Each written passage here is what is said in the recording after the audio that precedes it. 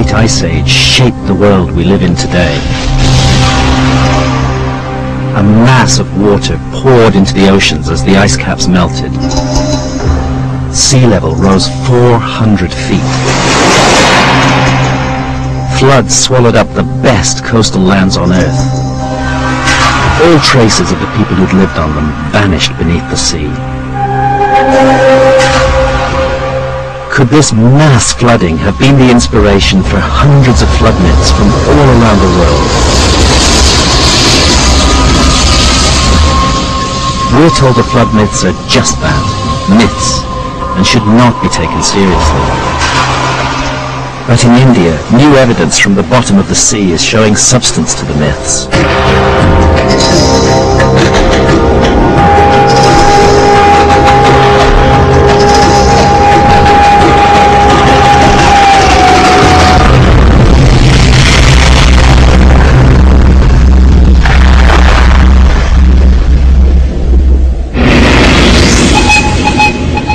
This is the Gulf of Cambay in northwest India.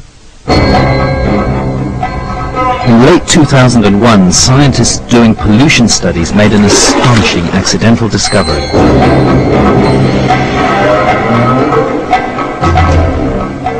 "25 miles from shore, at a depth of 120 feet, they picked up traces of two ancient cities covering a large area of the seabed.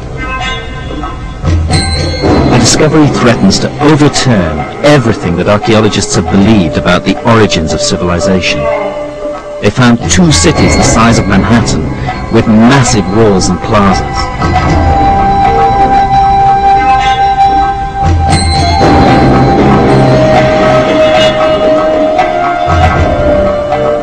And man-made objects from the submerged cities have yielded carbon dates up to 9,500 years old.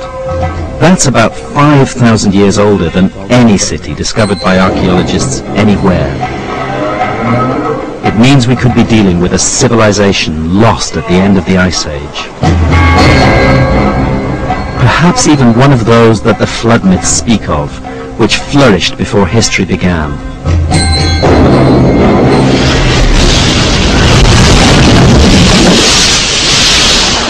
I'm keen to test the idea that ancient civilizations could have flourished in coastal areas during the Ice Age. When the ice melted and the seas rose, the floods obliterated the coastal civilization. The survivors recorded the trauma in myths. Christians, Jews and Muslims all know the story of the biblical flood and Noah's Ark, and Plato's myth of Atlantis is universally famous.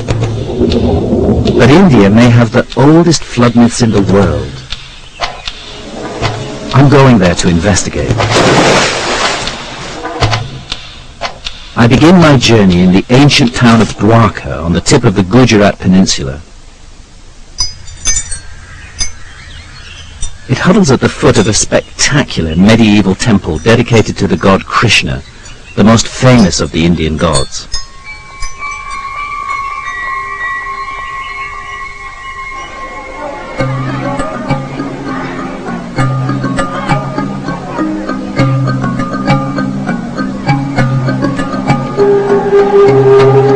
The temple is built on top of earlier temples, dating back more than 3,000 years.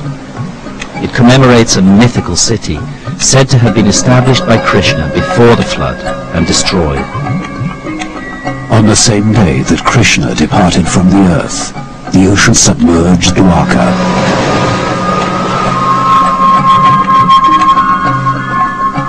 The temple is a shrine to Krishna, and every day a new flag is raised to commemorate the myth of the submerged city.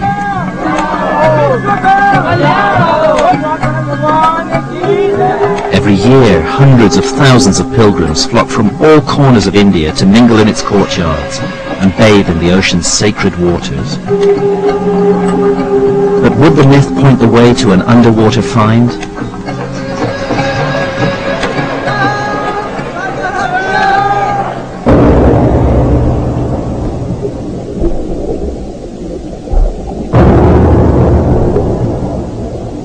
In the 1980s, the Dwarka flood myth received a boost when ruins, immediately presumed to be those of the lost city of Krishna, were discovered in the bay in front of the temple.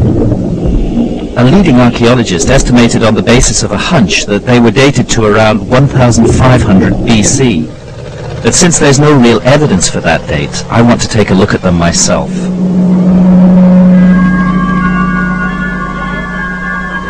A group of marine archaeologists from India's National Institute of Oceanography have agreed to take me diving at Dwarka. This is Dwarka. Yeah. So we're moored over this concentration of ruins. So are these mainly individual blocks? Or are they individual buoys which we tied for the particular structure. I see. Okay. So now the blocks are scattered. Yes. I'm working with marine archaeologists Sri Sundaresh and Dr. Gaur. There's no wall as such. Because we have to go down here and we should Can we follow the line of the ridge? Okay.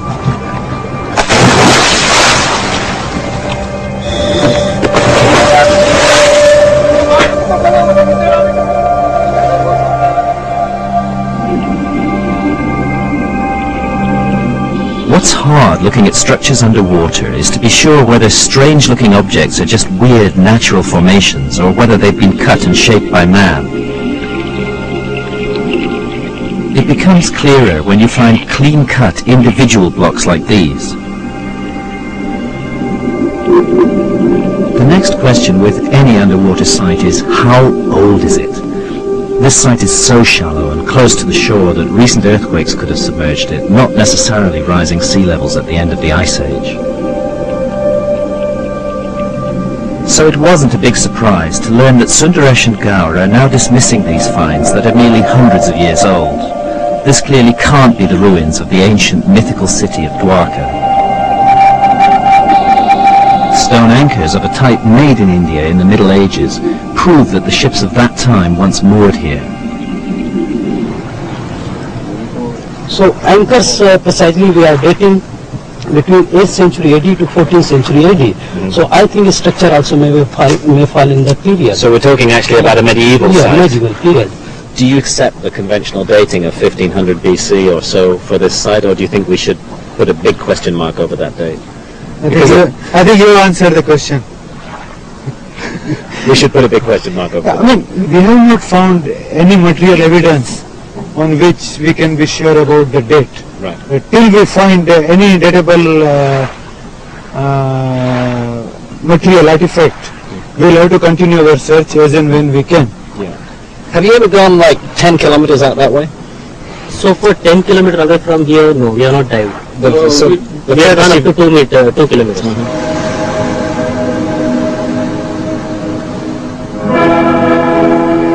To support my theory of a much older origin for civilization, I need a flood myth directly connected to large-scale underwater ruins more than 8,000 years old. I now know that Dwarka's ruins definitely aren't that old. But what they do testify to is the continuous flooding of this coastline. And the science tells us that we're here inland to what was once an enormous antediluvian domain extending more than 50 kilometers out to sea.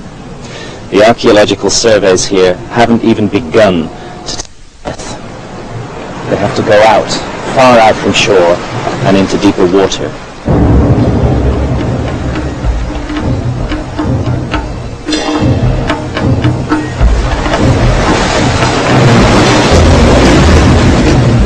The myth of Dwarka is part of a larger and older cycle of Indian myths that speak of a flood survivor, Manu, who becomes the father of future mankind. Like the biblical Noah, Manu builds a survival ship, takes the seeds of essential plants as a way of restoring agriculture, rides out the deluge in his ark, comes to rest at last on a mountaintop. Typically, Manu is described as a great rishi or sage and as a master of yoga. His mission is to rekindle civilization after the flood. Could science give this myth any support? Was India ever flooded in such a cataclysm?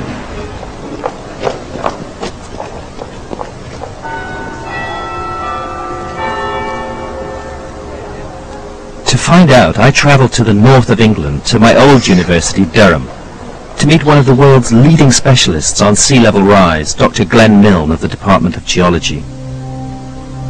Drawing on the latest data, he's able to produce computer simulations of how coastlines would have looked at different stages of the Ice Age. Here we see the Indian continent around 21,000 years ago. And if we focus in on the northwestern part, you can see a lot of the coastline was exposed. There's a huge area exposed. Huge area exposed of the continental shelf. So we progress forward to 13.5. Now you see change. Yeah, very dramatic. Island developing off the west coast of India. To me, that's an extraordinary vision. It's because we know it's not there now. It's like a ghost island. You'll notice as we progress further through time that the Gulf of Cambay gradually gets more and more flooded. 12.4, 10.6, 7.7 to 6.9. Bang. Huge change. Quite dramatic. Well, that in that 800-year window, the Gulf of Cambay is inundated.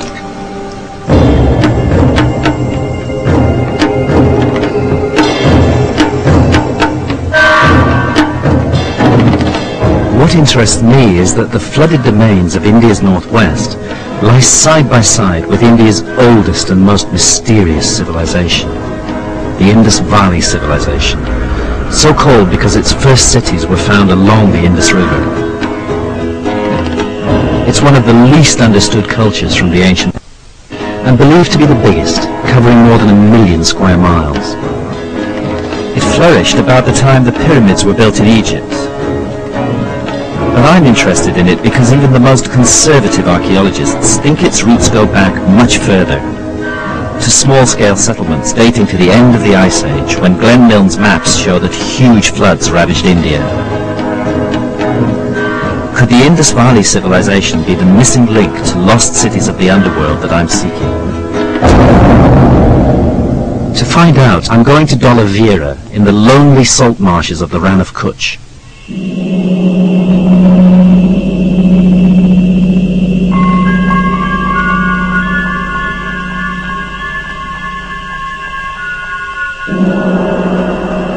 It's one of the largest and best preserved ancient cities of the Indus Valley civilization.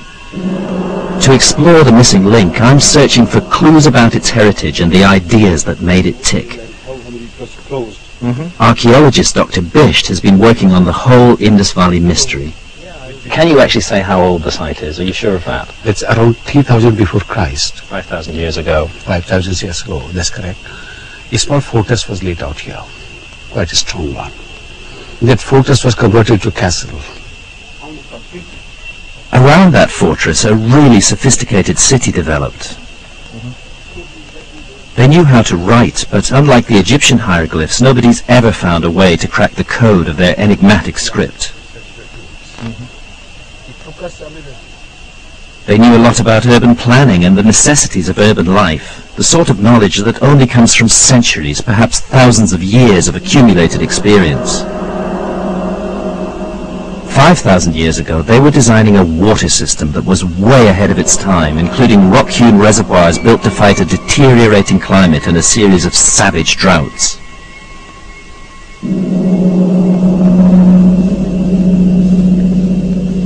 Civilization like this doesn't emerge overnight.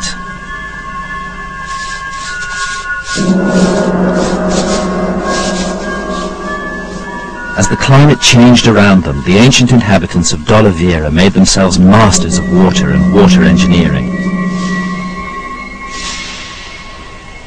They cut this huge cistern out of solid rock, and then they lined it with beautifully cut pieces of masonry. It's a wonderful achievement to keep and preserve the water through the dry times to ensure the population's needs were met.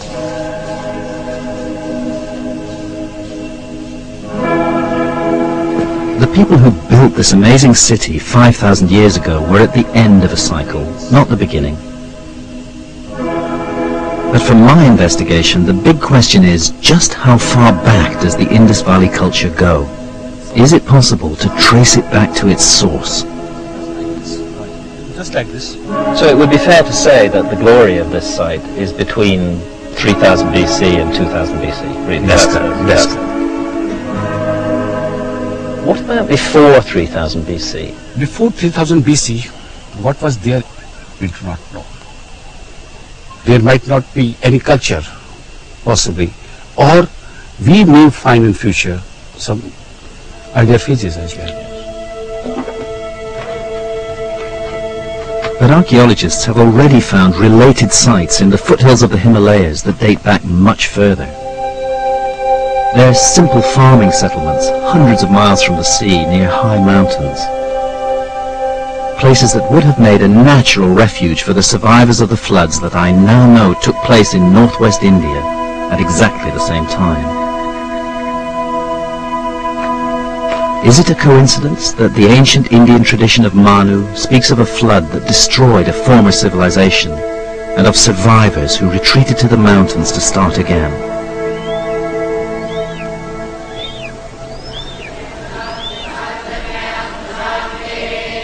The myth of Manu is part of a vast oral tradition that includes the Vedas, India's most ancient scriptures. Most experts think the Vedas were composed around 1500 BC, too late to shed any light on the then extinct Indus Valley civilization and on our investigation. But might the experts be wrong? The Vedas are part of modern-day India, an oral tradition that's been memorized and handed down for more than 3,000 years.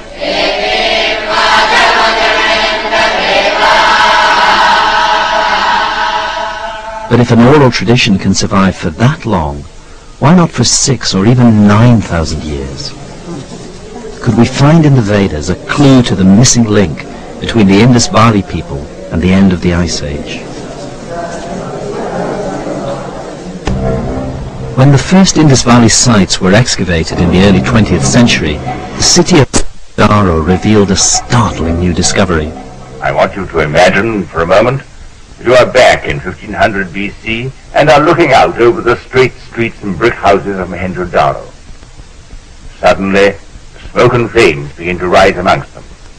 And up one of the main streets, there streams a horde of swordsmen led by a swaying figure in an outlandish chariot. The story I'm telling you is not fantasy. It is a literal interpretation of actual discovery. This is where one of the massacres took place. Sir Mortimer Wheeler was one of the 20th century's most influential experts on the Indus Valley civilization and helped to shape the accepted view of its origin. 34 centuries after it happened, the archaeologists of the 20th century found these bones of the massacred, mute evidence of how an age-long civilization perished within the hour. Wheeler was one of those who believed that groups of marauding nomads invaded India from the north and west around 1500 BC. According to this Aryan invasion theory, the Vedas were the scriptures of the nomads, not of the civilized people of the ancient Indus Valley cities. But when archaeologists inspected the skeletons more closely, the invasion theory was cast into doubt. Professor B.B. Lal was a student of Wheeler's at Mohenjo-daro, but questions the conclusions that Wheeler drew from the placing of the skeletons in different levels. Some from the lower levels, some from the middle levels, some from the templars, and some of them belong even to a period after the abandonment of the site. So when they don't belong to one and the same level, how can they belong to the to a massacre by invading Aryans? In fact, they hadn't even died in battle. When examined, the skeletons had indeed come from different strata, and that they died at different times. The Aryan invasion theory should have died too. But since it was taught as established fact for most of the 20th century, it dies hard.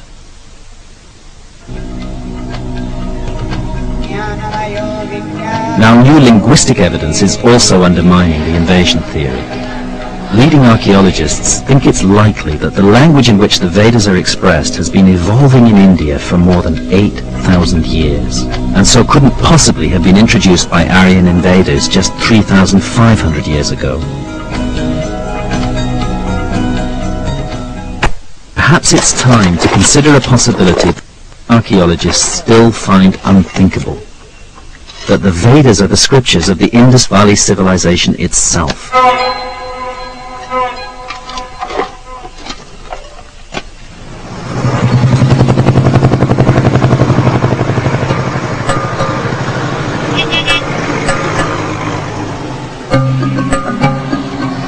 I went to the Indian capital, Delhi, to discuss the problem with Dr. David Frawley, one of the very few Westerners recognized as a teacher of the Vedas.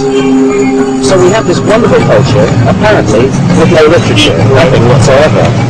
And then we have this wonderful literature, which is the largest in the ancient world. Exactly. And deep and sophisticated and incredibly well thought out. And no culture to attach it to. And no civilization. They won't take the next step. Even though they both come from the same area, they won't connect them.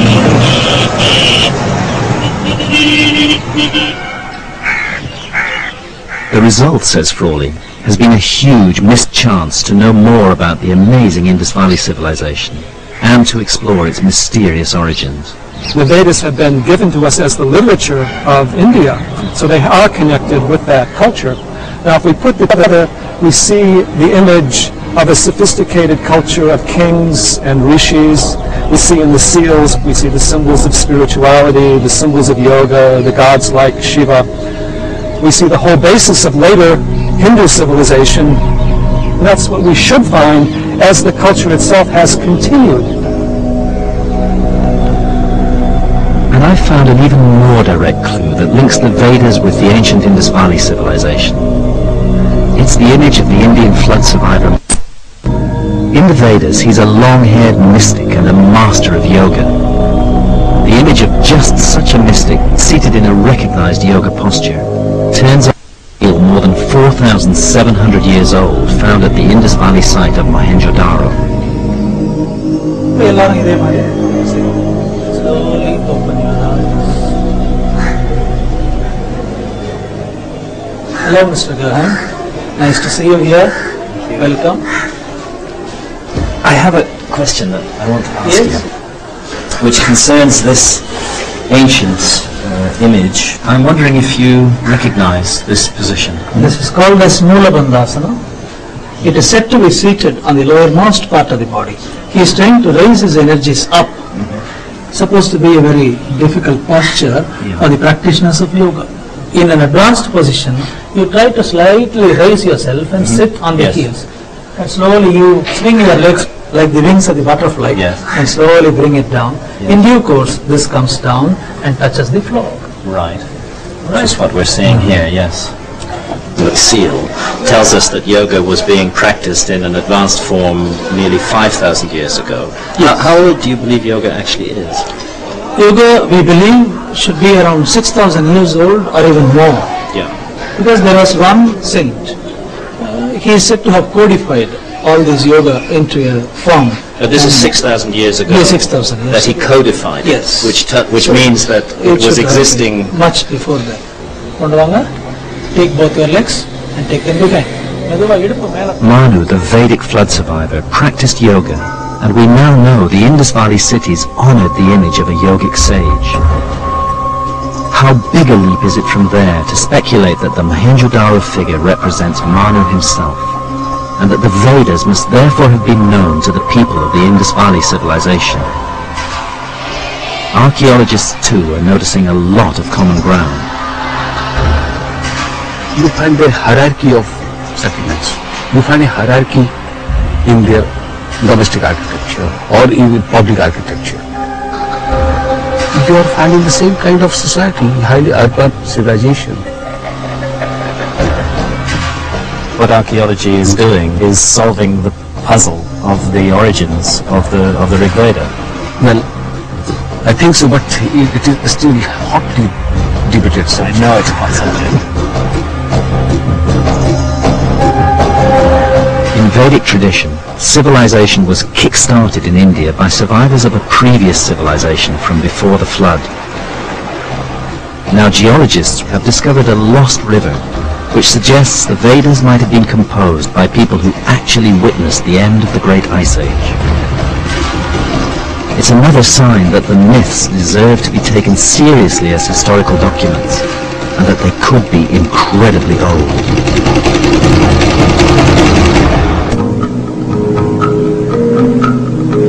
I'm looking for the lost Indian civilizations spoken of in flood myths. India's oldest civilization can be traced back to the end of the Ice Age, and is cheek by jowl with lands flooded at that time. The Rann of Kutch is one of the most inhospitable areas on Earth. But around the end of the Ice Age, a vast river flowed through it, making it rich and fertile. The river was the Saraswati, and it's repeatedly described in the ancient scriptures. This river, Sarasvati, with foster and comes forth. The flood flows on, surpassing in majesty and might all other waters, pure in her course from the mountains to the ocean. We don't see such a Sarasvati river today, but your remote sensing technology tells us more of the story. The river Saraswati originated in the Himalayas and flowed down this channel, which is dried up. Still it can be made out. With the latest satellite images, we can trace the original course of the river from the Ice Age glacier all the way to the ocean, just as the myth says. You see here, as a dark colored channels, it flowed parallel to the Indus River and took a southward turn, and further flowing, it joined with the Rann of Kutch. It seems to be a huge channel at this point. More than 22 kilometers. 22 kilometers broad. It is described in the Vedas that it was mightiest river of that time. Right, and that would be what sort of period? Certainly the river was flowing 10,000 years and it continued up to say 6,000 years before present. Because the Vedas described the Saraswati when it was in full flow, Dr. Gupta's confirmation that it stopped flowing 6,000 years ago has one obvious implication. At least some parts of the Vedas must have been composed earlier than 6,000 years ago, during what archaeologists call the pre-Harappan period that led up to the Indus Valley civilization. Not only we have the ancient Saraswati river, what is extraordinary is that we find pre-Harappan settlements on the old Saraswati channel. It's revolutionary enough to suggest that the Vedas could date back to the Indus Valley civilization. Today, however, more and more Indian scholars are reaching the view that they could be much older than that. It is not only an issue of Harappan and Vedic civilizations being one and the same, but the fact that the Rigveda was predominantly pre-Harappan. Harappan civilization, somewhere I think I have called it twilight of the Vedic age. The Vedic age ended with the disintegration of the Harappan civilization. And the most amazing discovery might date the Vedas to more than 11,000 years ago. Leading experts from the Geological Survey of India have argued that there are verses which literally depict the glacial meltdown at the end of the Ice Age. I will declare the manly deeds of Indra. He slew the dragon, then disclosed the waters. The waters glided downward to the ocean, and many seas filled full with waters. We do find in the Rigveda this dominant symbolism of Indra destroying the dragon who lives at the foot of the mountains and releasing the waters to flow into the sea. And this is very much an end of the Ice Age myth, where the great glaciers broke up and the whole area of North India became filled with great rivers and became a very area of habitation. So the symbolism is there of the cataclysm.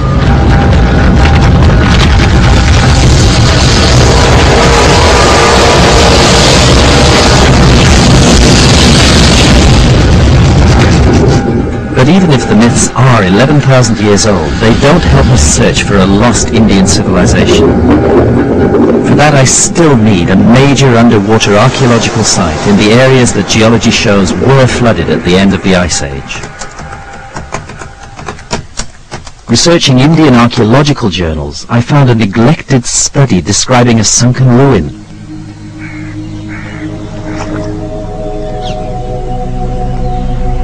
It was in an area that I knew had been flooded at the end of the Ice Age, and there's a flood myth pointing straight to it.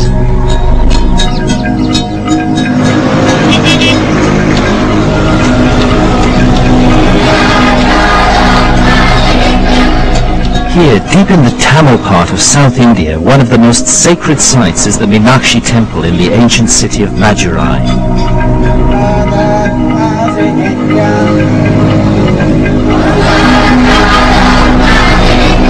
Tamil myths say the temple was established by the survivors of a flood.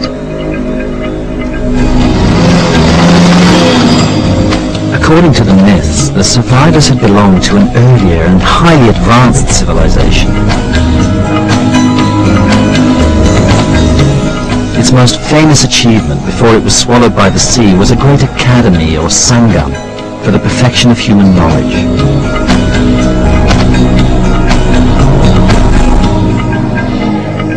Sangam means collection. People come together to bring out a great work.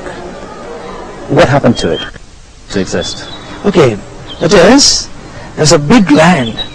So many people were there. The sea came in and it swallowed the whole thing. That's what people say. Do we have any descriptions of what sort of land it was? That is the most ancient continent in the whole world. The best and the ancient civilization existed there. And it belongs to Tamil. Right, and this is about 10,000 years ago. 10,000 years. The Sangam flood myth hints that the remains of a lost civilization more than 10,000 years old are waiting to be discovered underwater around the shores of South India. In fact, the dates given in the myth go back to 11,600 years ago. That's the same time frame given by Plato for the submergence of Atlantis in another ocean. And Ice Age science confirms that huge amounts of additional land were available all around the coast of India in the precise period signalled by the Sangam myth. So you can see, if you focus down here in the southern tip of India and Sri Lanka, it looks more or less as it does at Pretty much as it looks now. Proceed now to 10.6, 12.4, 16.4. Well, they're extraordinarily different from how they are today. I mean, we're looking at almost a continuous landmass. So when the ice sheets were at their biggest, sea level was at Right.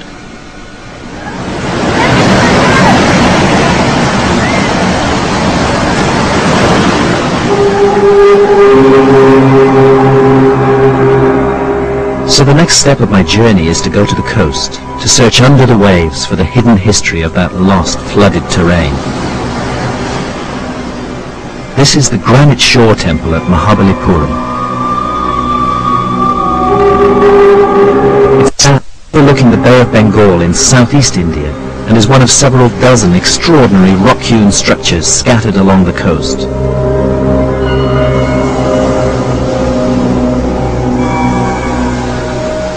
I first came to this seashore when I was 5 years old. In fact, I learned to swim here. It always stayed in my memory as a mysterious place with its wonderful granite temples. The structures we can see today are thought to be about 1,300 years old, but the local myth has it that they commemorate an earlier and now lost city. The city builder was a proud and arrogant giant named Bali. And the story goes that he made a city so beautiful, luxurious and ornate, its temples so tall, its reliefs so rich, that the gods became jealous. They sent orders to the god of the sea to let loose his billows. The city was at once overflowed by that furious element. And the lost city of Bali isn't just an old myth. Local fishermen know all about it because it affects their livelihood.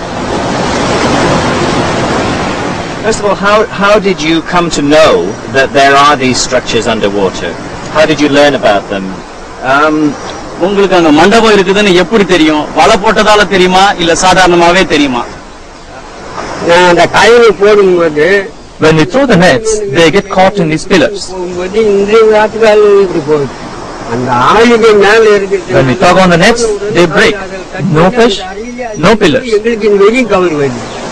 So how many structures underwater? நிறைய இருக்குன்னு சொல்றீங்களே இந்த மாதிரி எவ்வளவு இருக்குன்னு நினைக்கிறீங்க நீங்க இந்த மாதிரி கட்டடம்? பெரிய கட்டடமே இருக்குது.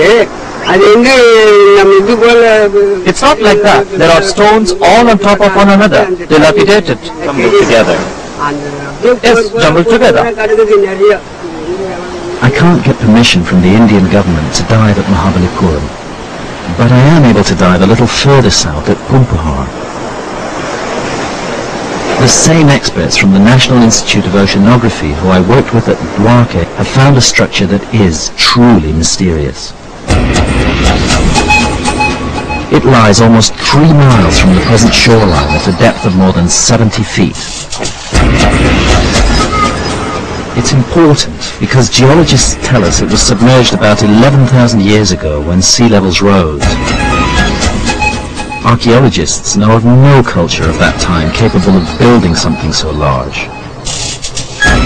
And it's mysterious because it was flooded at a date when Tamil myths say a high civilization flourished on land that was later swallowed up by the sea.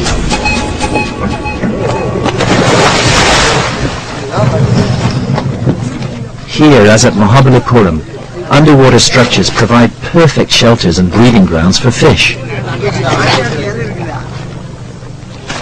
Dr. Gower explains before the dive that archaeologists don't believe in lost civilizations 11,000 years old. To construct a so big structure, I think it's about 40 meters in length. It's a big structure. Yeah. When we come to here in this particular area, if you see the structure, such a big one, it means they have a very great technology.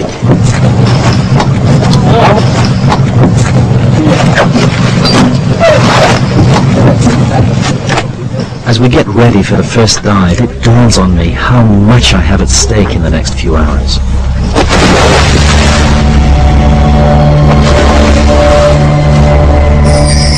Because if the structure I'm about to see really is more than 11,000 years old, then it is, almost by definition, the work of a lost civilization.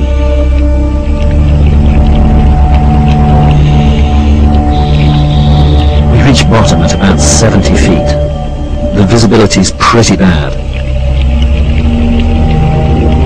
But soon Sundaresh brings me to a sheer wall about twice the height of a man that juts up out of this ancient inundated plain. It doesn't look like it belongs here naturally at all. Sundaresh draws my attention to several heavily overgrown courses of masonry.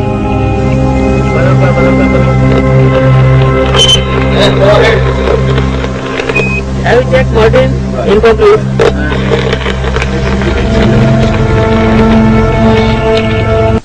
A little further along, Sundaresh points out a second area of partially exposed construction blocks.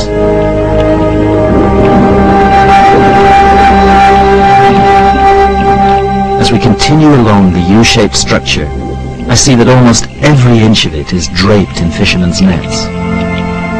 It feels a bit eerie.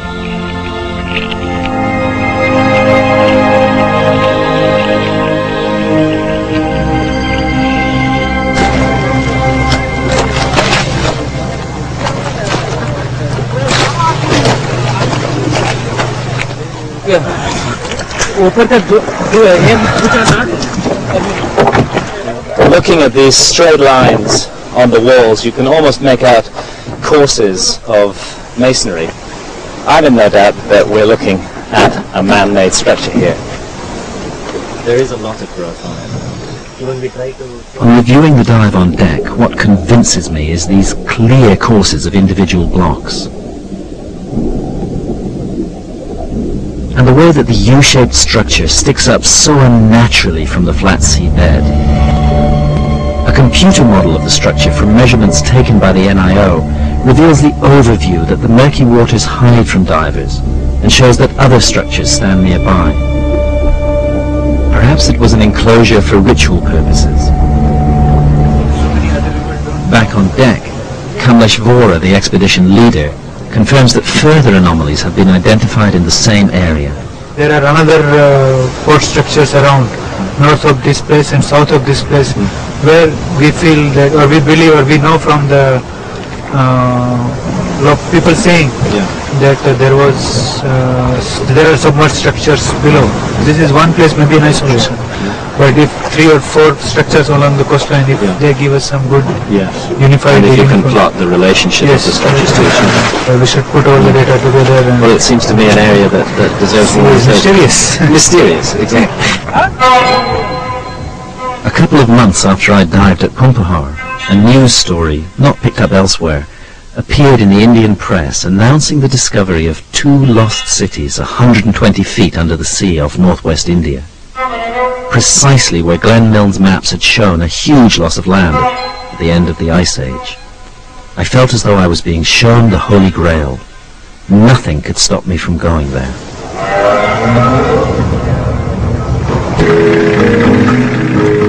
In 2001, a team of geologists from India's National Institute of Ocean Technology made a series of startling discoveries in the Gulf of Cambay.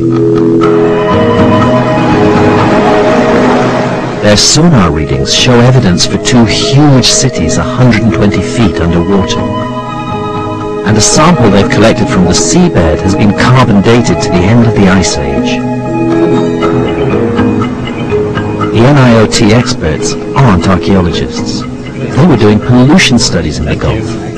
But what they found is of massive archaeological significance. Could these flooded cities be the proof I've been looking for, which joined to archaeology?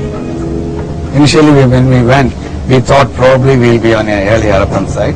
But after seeing all the artifacts and evidences what we have collected, it looks that they are before the Harappan period. Which means, in the end, that history is going to have to be looked at again. Definitely. Maybe this is the beginning of a major discovery for the world. I think so. I think so. It's the scale of the sites which is so exciting. It looks like a twin city or a twin metropolis in ancient times. Right, right. The cities are located right in the area that Glenn Milne's sea level rise data shows was flooded between 7,000 and 8,000 years ago.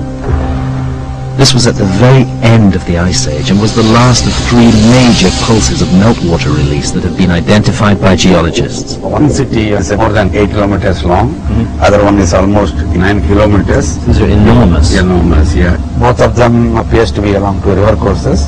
A natural place for humans to settle. Yeah. Can have a look here. This is a treasure trove. Next, Dr. Badranarian took me to see some of the artifacts they've recovered by dredging the underwater sites. These are our micro tools, where you can see various shaped thin objects, well polished, to use them for various purposes.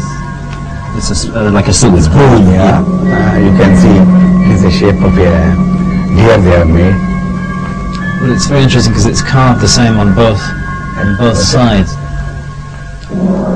Human remains include a fossilized jawbone and vertebrae. And the artifacts show that these people were skilled in making pottery, jewelry and other ornaments. This seems to have been almost like turned on some sort of... Yeah, it is. It appears to be a very good artifact. Probably they had a sort of hand instrument to turn all these things.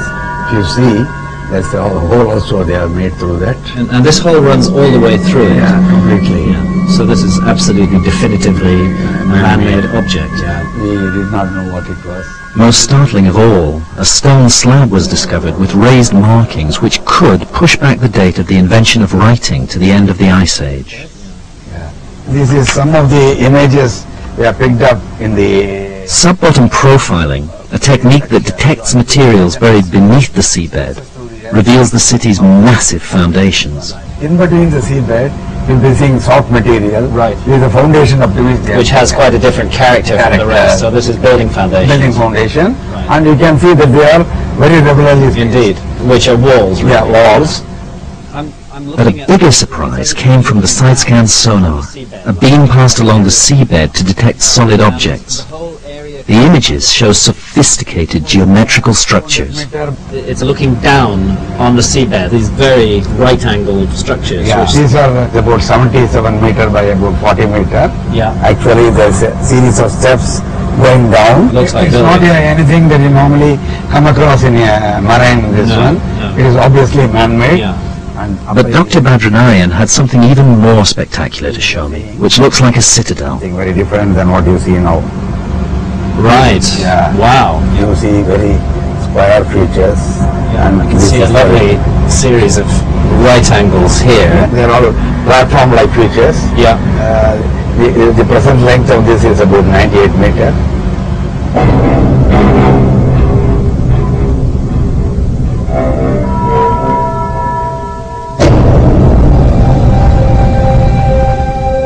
We've created a computer simulation of the citadel. It gives some idea of the ambition and extent of the great buildings for so long lost beneath the waves. How long might this society have existed before it was flooded? All I want to do is go diving right away. But it's December 2001, there's political tension in the neighborhood, and Indian naval intelligence has politely but firmly declined my request to dive. Even the NIOT scientists themselves haven't dived yet, and until they do, or someone does, a question mark must hang over the claims that are being made. But the case is getting stronger all the time.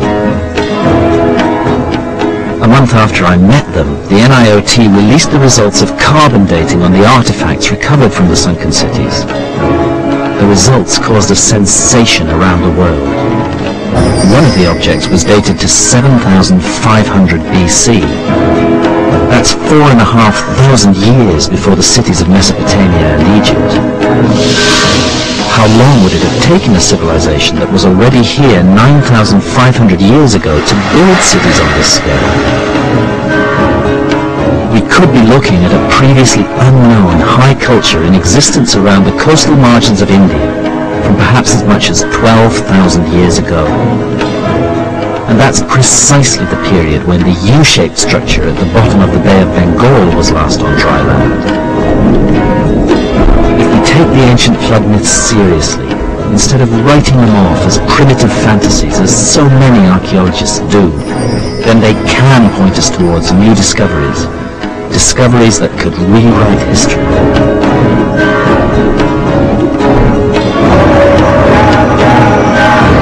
I'm going to head east to put to the test one more set of myths, and the mysterious people who we already know were doing extraordinary things at the end of the Ice Age. More next week, same time. To get Graham Hancock's book, Underworld, price £20, call 08701234344 or go to channel4.com history, where Graham will also be taking part in a live web chat, given just a few minutes. Now, a blast of film action-adventure is up next.